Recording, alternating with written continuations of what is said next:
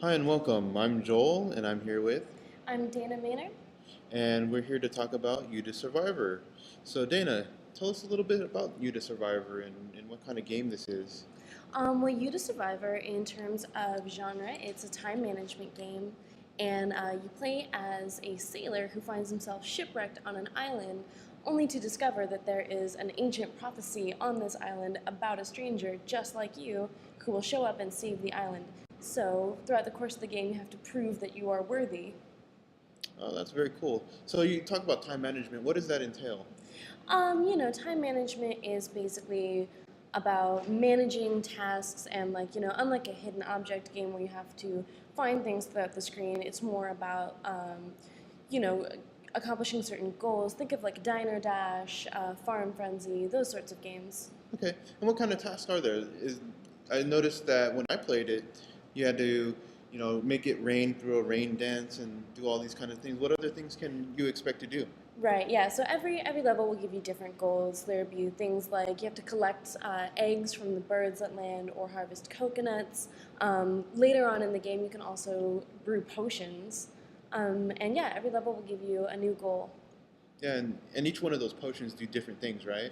Yeah, there's so many different variations that to accomplish like so many different things. Yeah, and each level has a different requirement, so you got to be, capable of handling different tasks because each task requires a little bit of something different.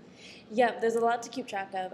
One of the things that I find interesting about this game that not a lot of other games do is you have to keep track of your player's energy. And if you get too low on energy, you'll start to get dizzy. So it's, like I said, not in a lot of other games, so it's really easy to forget about it. And then you'll notice your character's head is spinning and you have to get on top of So it's that. like a resource management on top of the time management. Mm-hmm. And, you know, that resource being your health, you actually have to use some of that health in order to accomplish your goals. And it's weird when you have a task on a certain level where you have to have both a high amount of health and accomplish a certain goal because then you're managing both and one feeds the other.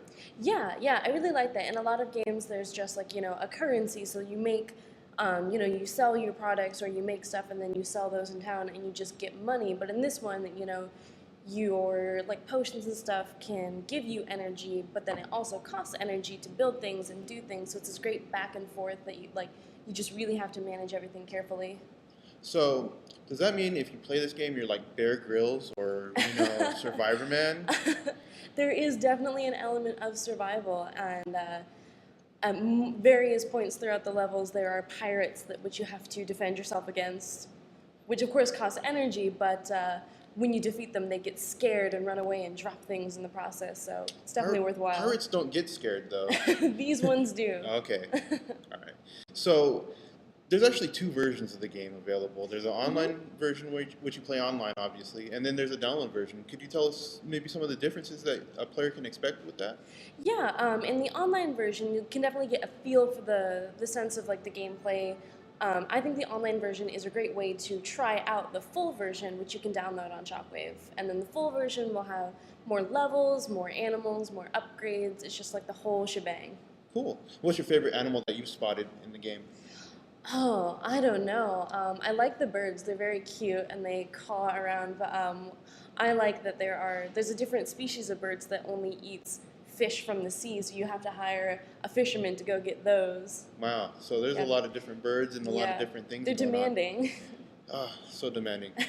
Yeah, but that's what makes the game good is that kind of demanding nature of it, and there's always something different to expect in each level. Yeah, totally. Like, sometimes you're in the mood for a game that's just super breezy and you can relax. But sometimes you just want, fast paced, lots of things, and that's definitely what this game is good for. And I noticed that you have actually a couple of different paths that you can take to get through things, and maybe one path gets you a certain item or a certain accomplishment, whereas another path will get you through the game quicker. Yeah, there's like a main path that you go on, but then there are kind of side projects to help out the native people of the island, and you're rewarded with those. That throughout the game, they give you stuff like there's like war paint and shields and different like tribal clothing. So you're going tribal. Yeah, it's a great fashion aspect to it. So it's kind of like fashionista meets survival and time management. Very cool. Yeah. So, is there anything else, maybe tips or tricks that you might want to share with the audience? I would say, like I said, there's just lots of different things to keep track of. So make sure that you don't, neglect like your energy or your hydration or the, food for the animals. Um, yeah, there's just a lot of stuff to keep track of. And I think one of the easiest things to forget is that you have rituals that you can perform. And sometimes you just do it once at the beginning of the level and you don't think about it again. But you have to make sure that, your water wells don't dry up, that, certain things that you can only get by performing the wind Right. ritual. Right. I noticed, like, even in the early levels, I'd find myself having to click on that water ritual, and then it would actually sprout a little grassling that I can dig up, and then I have another water well, so then I can Hmm. get through the level faster. So remembering to, use the resources available to you, and knowing what resources are required at the beginning of the level is really going to help you out, I think. Yeah, yeah. I think like definitely check the goals right at the beginning of the level so you could spend the entire level collecting 15 coconuts, but if the goal of the level is to get 20 eggs. Right. I actually mistaken had so many eggs, and I remembered, oh, I actually needed health in this level. So Yeah. being the perfectionist that I am, I had to take the level over and move that silver to a gold, and Right, yeah. You have to get the expert time on every level. yeah, there's no option, right? Go big or go home. Right. So is there anything else that you might want to share with the audience? I obviously it's my game. It's my job to play these games and to be familiar with all these products. But I would say Youda Survivor really is like it's a really fun experience. And I would say if you have a chance, go play it. Yeah, check it out online, and if you like it, go ahead and download it and get the full version of the game and enjoy it in a little bit deeper context. Absolutely. All right, well, thanks everyone for listening, and Thanks. go play Youda Survivor. Bye.